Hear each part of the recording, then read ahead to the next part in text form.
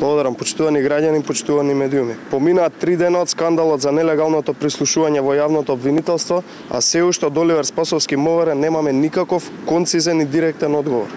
Кадрите на СДСМ се уште ги прислушкуваат граѓаните и институциите. Јавните обвинители, судиите, нивните соработници, институциите се под директен надзор и нелегално се прислушувани од страна на Оливер Спасовски и Зоран Заев.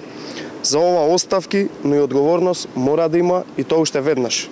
Јавноста се уште со денови чека одговор на прашањата кои што треба да ги одговори Оливер Спасовски како ресорен министер во Министерството за внатрешни.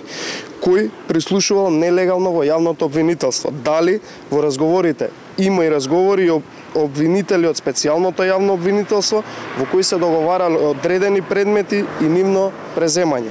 Кој ќе сноси одговорност за прислушувањето во јавното обвинителство на јавните обвинители и останатите нивни соработници?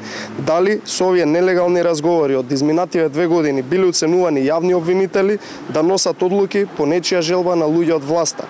Дали со овие нелегални разговори бил вршен прогон на невини граѓани? Кога конечно Оливер Спасовски ќе си поднесе оставка за нелегалното прислушување на јавните обвинители и институциите изминативе 2 години? И повторно, денес прашуваме од пред МВР, дали се што се слуша и следи во моментов е нелегално и дали воопшто функционира системот за следење на комуникациите изминатиот период? Ова се непроценливи штети по независноста на обвинителството и судството. Ова се непроценливи штети кои ги прави директно владата на СДСМ, Зоран Заев и Оливер Спасовски. Граѓаните немаат повеќе доверба во јавниот обвинител и нему СДСМ со овој скандал му го сруши интегритетот.